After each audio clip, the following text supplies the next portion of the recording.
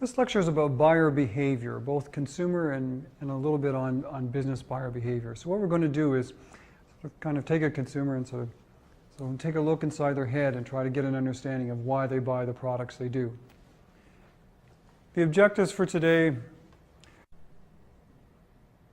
are to look at consumer markets and understanding consumer buyer behavior, discuss some stages in the decision process that buyers go through, talk about something called adoption and diffusion, and then spend a little bit of time talking about how businesses themselves buy products. So what I'd like you to do today is take a look at the video clip that accompanies this lecture and watch it a couple times and think about why Sears did this commercial. What's the purpose of it? What do they want consumers to do as a result of seeing the video clip? So take a few minutes now and watch it. Okay, now that you've seen the clip, let's think a little bit about why Sears would develop this clip. And what I'm going to do is I'm going to sort of use a model of buyer behavior, and we're going to talk about this example with Sears. Okay, it has a couple of things that it wants to get across, and why has Sears developed it?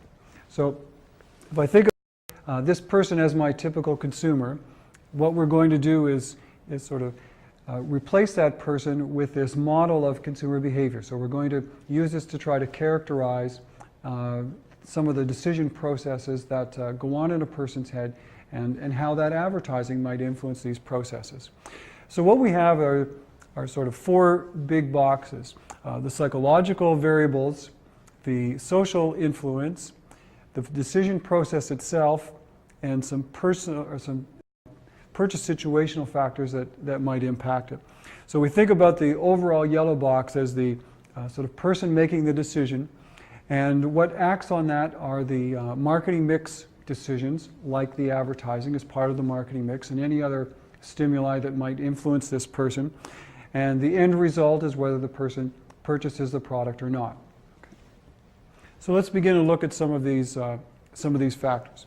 First of all, underlying the whole process is the steps in making a decision, going from sort of problem recognition, perceiving that they have a need, so maybe they have a gift that they need to purchase, to the next step of actually searching out information.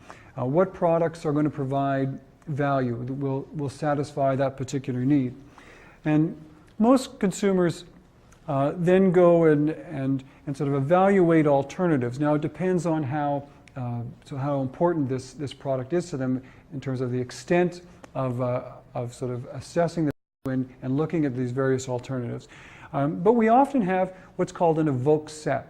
It's a group of sort of products that we consider acceptable. You know, with the new purchase, we don't have that, but many of the purchases we buy on a routine basis, and so there might be, you know, sort of several products that might do.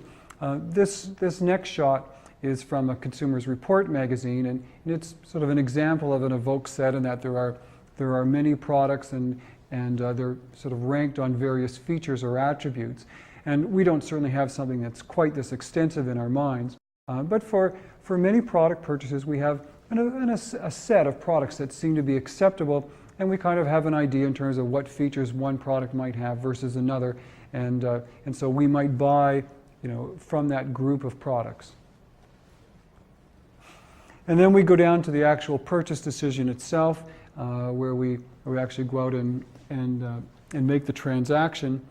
And then the end result is that feeling that we get that, yes, that was a good purchase, or maybe some sort of doubt that you're sort of wondering whether you made a good purchase or not.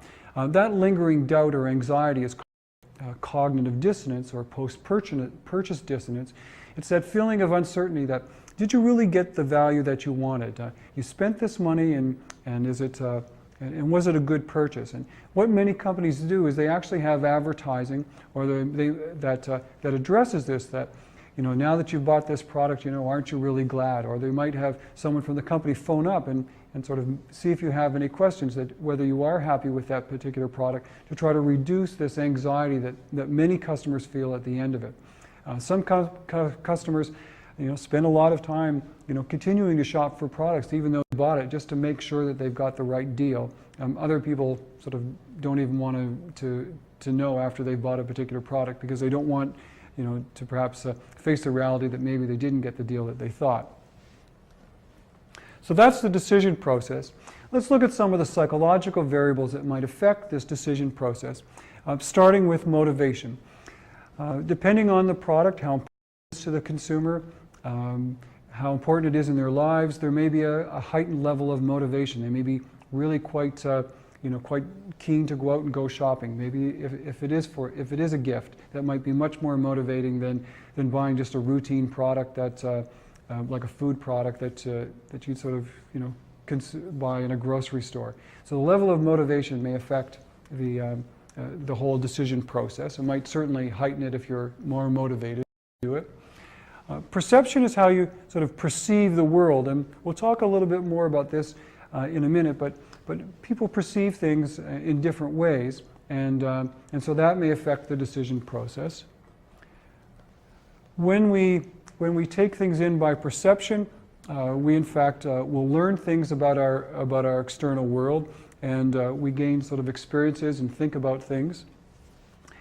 And that often leads to something called beliefs and attitudes. Beliefs are sort of subjective statements that we feel about a particular product or individual. So we might believe that Tide has strong cleaning power, and that Tide is a little more expensive than other products.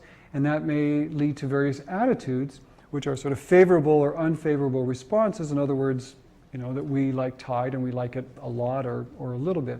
Those are sort of attitudinal types of statements. I like something very much. I'm going to leave personality and lifestyle for a little bit later on in the lecture. What I'd like to do now is turn to an animation to try to bring these concepts that I've talked about together. So what we have here is a diagram of sort of the television representing the ad that you saw for Sears and the consumer, and that ad is perceived by this individual. And so you hope that she's taken the ad and interpreted it the way that you wanted to, and that she's picking up the correct information that's in the ad. Based on that she's learned various things about Sears, and that learning will lead to various beliefs, like Sears has brand named appliances, which was one of the key points in the ad.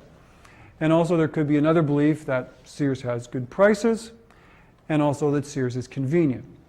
And so, again, based on the television commercial that she's seen, she's learned some things, and those have been translated into beliefs about Sears, things that she feels are in fact true. Those beliefs all sort of combine into an attitude, which is, I like Sears as a store to go for when I shop for appliances. And so that's a favorable or unfavorable response. Then she develops an intention that is sort of moves towards, which is a step towards behavior, that next week when she needs to go shopping, she's going to go to Sears to look for a particular wedding gift. And hopefully it'll then lead to behavior where she actually goes to Sears and buys the particular product. So the whole purpose of that ad is again to develop beliefs and attitudes that will then hopefully turn into behavior, and particularly shopping behavior.